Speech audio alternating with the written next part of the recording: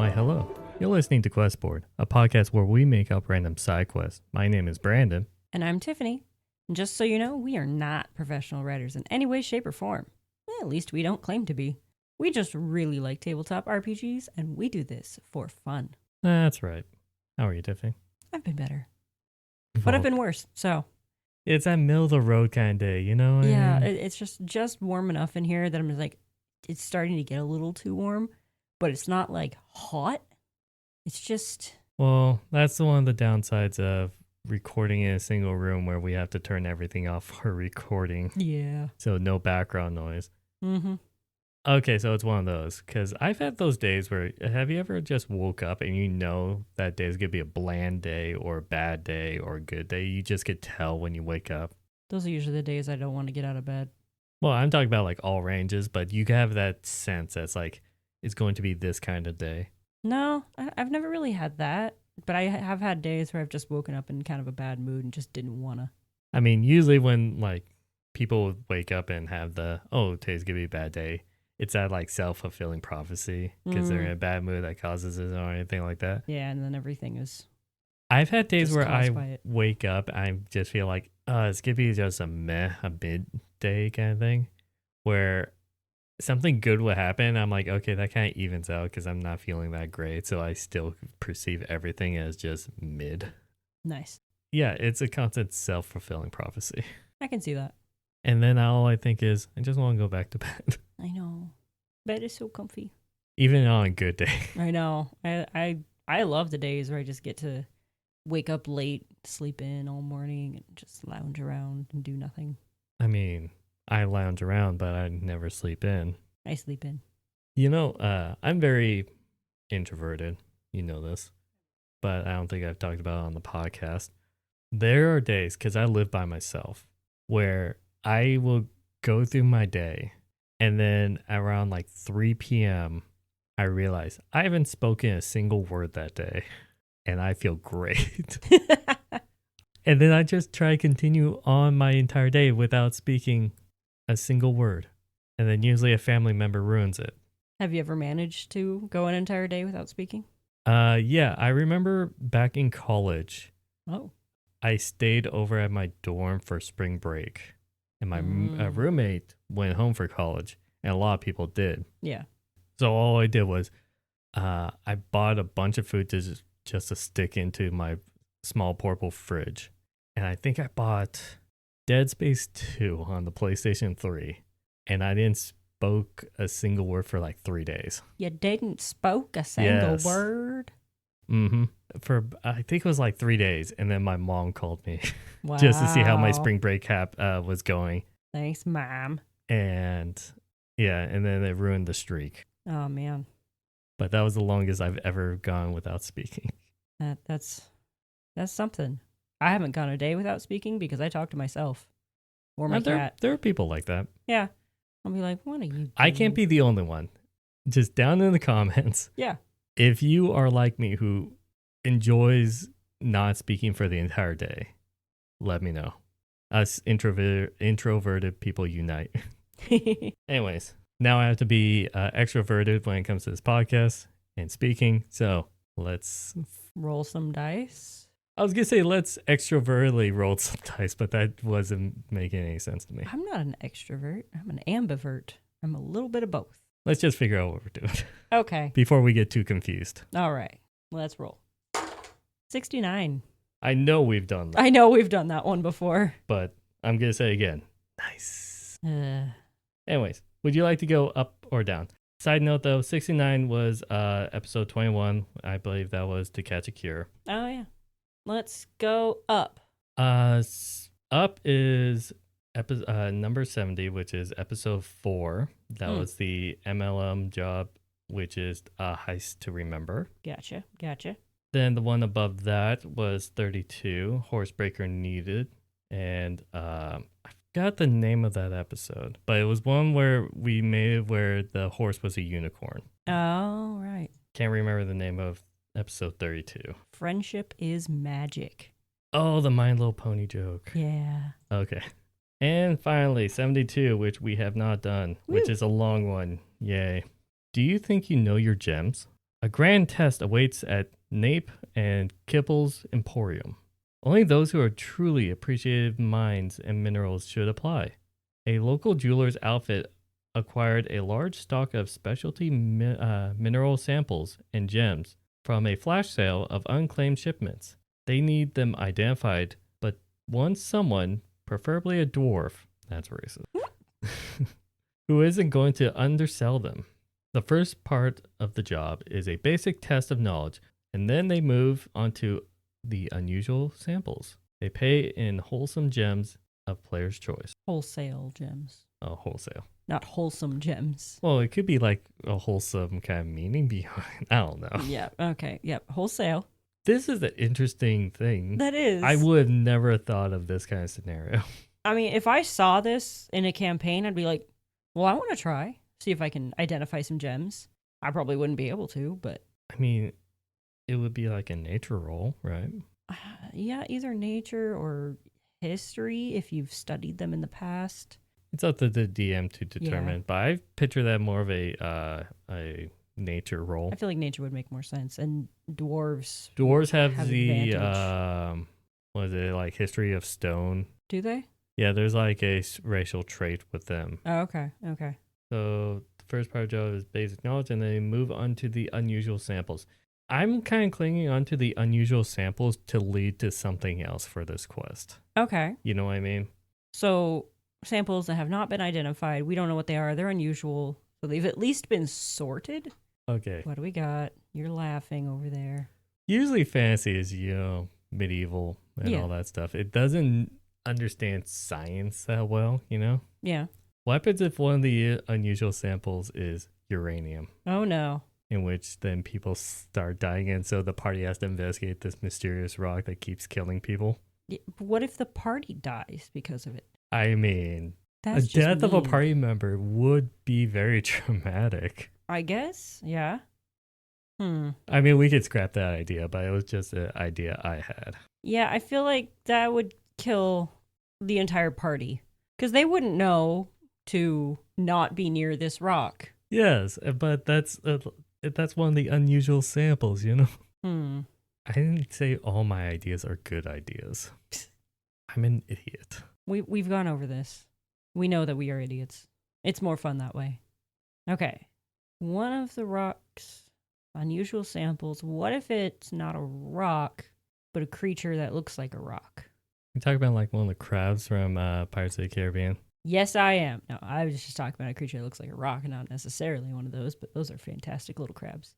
So what if one of the samples does turn out to be a creature and does start killing people, but they haven't caught it in the act yet, so they don't realize that it's one of their samples that's suddenly springing to life and killing the people they've brought in to identify them. That could make the players think it's uranium. This is turning into basically Alien. Yeah. Yeah. You didn't realize that, did you? I did now. Okay. I have somewhat of an idea, but we've done this so many times in our history of the podcast. Okay. What happens if like some of the unusual specimen is where they find magically infused ore? And so basically if you turn it into any weapon or armor or anything like that, it just generates a random magical property for it. Oh, okay. But that's not interesting or to make a quest out of. But what if before it's refined into like whatever it is that adds magical properties, what if it's volatile and they don't realize that's what that is? True, but like how do we make a quest out of that then? Because it's going to be additive. So this entire thing the quest is identify these samples. Yes, but I'm thinking if the party passes the basic knowledge test. Do we want to come up with the basic knowledge test? No, that's something to add lip and just a simple nature roll, you know? And then they pass. Mm-hmm. And then they get to move on to unusual samples. Mm-hmm. I feel like that is the part where then that's us additive. Because if not, then it's just look at unusual samples, get paid in the gems, and then leave. The unusual samples will be a additional roll. If you roll high enough, you're able to identify it, and then you get paid, and then you leave. I feel like we should add something at that unusual sample part. Yeah. because if they don't roll well enough, they just fail. They don't get to see the rest of this quest. Yeah, that's true. But if they do pass, this is the part where we could interject something. Okay. But I just don't know what, especially with unusual samples, meaning a earthen-based sample. I know. Well, I still like your idea of the material that adds magical qualities to things. And I still like the idea of it going wild, like a wild magic sort of reaction. So what if it gets mishandled because they didn't identify it properly? Or what if it does get identified properly and they realize, oh no, don't touch that. But then, like, what happens? How are Someone we going to get the touches it. party to what's like this additive is causing to then progress the quest? Everyone gets brain swapped. Are we going back into that? We've used that We've used multiple that? times. Okay, I just like that trope. Yes, that something crazy like that happens though, like something weird. God, I don't know why I thought of that one stupid mission from Starfield. Never mind. So there was I thought, okay, what happens if like the wild magic volatility causes an explosion and then that closes off like a part of the mine shaft, deeper in the mine shaft where there's other of those things. Okay.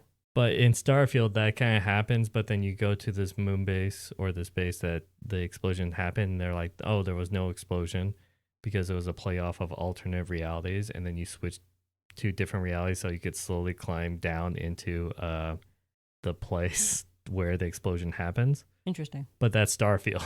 Yeah. And I don't know why my mind thought of that, because the players don't have access to jumping to alternate dimensions where the explosion happened and didn't happen. But what if, so here's a thought. Someone does touch the sample and it explodes. But that then launches the players into an alternate reality where the explosion didn't happen, but things are slightly off because it's a different branch of time, basically. That sounds extremely complicated. But let's simplify this. Going along the lines of that, what happens if it's an explosion? And this only works if the party has multiple like casters. What if basically everyone switches classes? So if you're a sorcery-based magic user, the wild magic causes a rift in which then you are more of a warlock or a wizard type caster or a cleric type caster. Okay. Or no caster at all, and then a barbarian or fighter then gets imbued with magic and now they're a sorcerer. That would be funny. With their current stats. Oh, that'd be really funny. And then the party just gets to role play, suddenly gaining, losing, or altering their powers in a way that they don't realize. Because imagine like a sorcerer who the powers come from their bloodline and all that stuff. Right. All of a sudden, they need to actually know the mathematical formulas and the runic symbols to cast a spell as a wizard. And then role playing just complaining about like, okay, how do you do this? Because their intelligence isn't that high. Yeah. Or a barbarian who's very still strong and all that stuff, trying to figure out how like to innately push out a Eldritch Blast because it's now a warlock or something like that. Gotcha. I think that's funny. That would lead to a lot of like interaction between the players being like, wait, how do you do this again? What do I need to do to make this work? Okay. It's a lot harder to do than saying everyone hand your player sheet to the person on your right. No, that's like swapping. Like, I know, it's like this swapping bodies. This is swapping classes. How are they going to fix the problem then? Trigger it again and hope it fixes things. I think there needs to be a more certain way. Maybe like the head geologist understands how to undo it, but they got knocked unconscious or something. Or possibly talk to like the head wizard of a local college. I really don't know. I don't know how it would get fixed. Maybe it's just a temporary thing. They just got to live with it until it swaps back. Just enough until it's no longer funny in the party. Yeah. There is, okay, I'm going to mention it again. In Delicious in Dungeon, there is a scene. Do you mind about spoilers? I really don't care about spoilers on that show. There is a scene where they come into contact with these mushrooms and it just like, poofs at them and they suddenly all switch races. So the dwarf becomes an elf and they all turn into each other's races and stuff. And towards they're stuck that way for quite a while until they realize, oh, we just have to clean the spores off of us. They just have to take a bath and then they're back to their normal size and stuff. That's kind of, I don't understand the physics behind that. It's magic. Neither do they. It just sounds so weird. Okay, do you want to just time limit? But then we don't really have much add to this No, if there's it's not much merely more a to time add to it limit. at that point if it's just waited out. Yeah. But then they can carry on with their day and go on other quests and stuff and try to work with these new classes. I like the idea of it. It's just, it's hard to work around. Yeah, and I don't want it to be a permanent thing because then the players will feel like their characters get ruined Right. because they build for this and their stats are obviously not going to be good for their new No, class. no. Actually, it might be if there's an equal amount of, there has to be at least more than half of the party being casters. You can switch up everyone else's class Mm-hmm. to someone else within it, not just They're changing. Oh, you were thinking they're just changing their class randomly. I was thinking everyone in the party shifts their class yeah, that kind of thing. so they can help each so other. they can explain their whole thing to each other in Mhm. character. I was just thinking like if the wizard lost his powers, that means it has to be a fighter. That's a generic thing if you lose your Gotcha. power kind of thing. Mm-hmm. Or just gaining a power. No, I was thinking they flat up just swapped classes. Whatever works for your D&D group. Yeah. Or if you want to also have fun with it, you can say they swap races. Because that won't throw their powers as much for a loop. That'll just throw them for a loop. Be like, oh, wait, yeah, now I'm suddenly a tiefling. Yeah. I think if we concentrate on just the ore or crystal that's just storing wild magic, I Mhm. think that should just only affect magic. Okay. Just to make it simple. That's fair. Because then they'll freak out about losing their powers or having a different type of power. I Or think that's gaining powers. enough to fixate on that. You know what I mean? Yeah.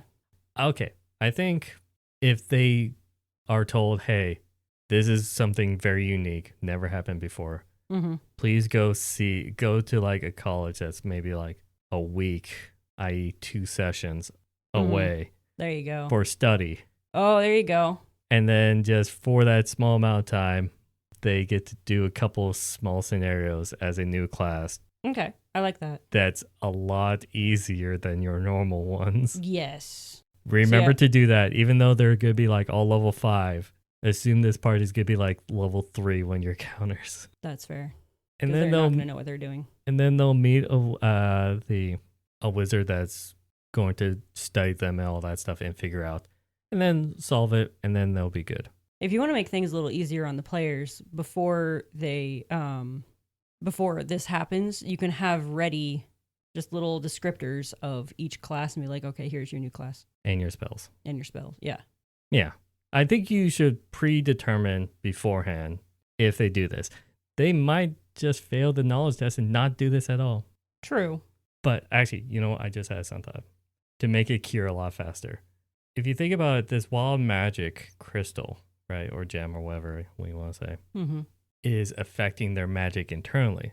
That's an outside magic source. So if they ever like a high dispel magic or like anti-magic thing could basically, it's like a cap, like a Yeah. wild magic cap in their system to stop like the original magic Mm-hmm. that's in their body. So then take away that magic will then just restore them back to their normal selves. That would, yeah. And maybe that's what the wizard at like the school will actually determine. Yeah. Maybe they can just like bring up an anti-magic field and be like, okay, walk through that. Again, dispel magic is an actual spell. Yeah, and there's a thing that does an anti-magic field. You're thinking of Baldur's Gate 3 again. Not necessarily. One of the wild magic effects is an anti-magic field that gets generated In Baldur's Gate 3. in regular D&D. Oh, really? Yes. Every time I play Wild Magic in D&D, personally, I love to do custom Wild Magic tables Yeah. because understand that's a that. lot more fun than the table they provide. Right. On the table provided, large anti-magic field happens. Oh, okay. And also Pot Plant.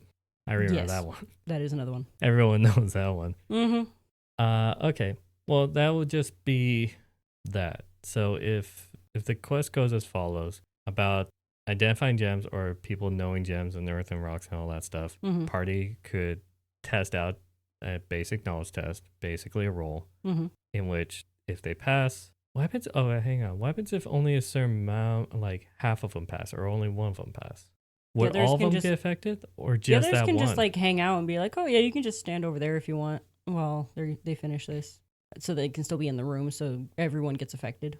Okay, you know what? That makes sense. It's like we want you to pass the test so that you could help identify these unusual ones. If you do like 3 of these unusual ones, then we'll pay you in gems. Mm-hmm. Just a real quick kind of thing. Yeah. Okay. Out of desperation. Yeah. So the party will be in the same room. Then wild magic explosion goes off. Yep. DM will describe that. How Yeah. they will.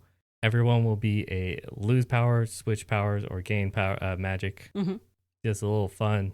Gain or lose a spell class, in which then they are told this is a very unusual thing. Go to the nearest wizard that's only like a week away or 2 sessions. The wizard will identify it, able to dispel the magic, and then it's back to normal. Hey, we had to cut the recording short because Tiffany had a personal emergency. So we will just end it here, and I guess I'll be doing the outro by myself. We do have 2 social medias. One is Twitter at QuestBoardPod, and the other one is YouTube. If you just search QuestBoardPod, it will turn up. If you put this quest into your campaign, please let us know down in the comments of this episode on YouTube, or you could tweet at us. If you have a job posting of your own, you could tweet us or put in the comments of any episode. I think with that, I wish you all a good night. And in the great words of Tiffany, happy questing.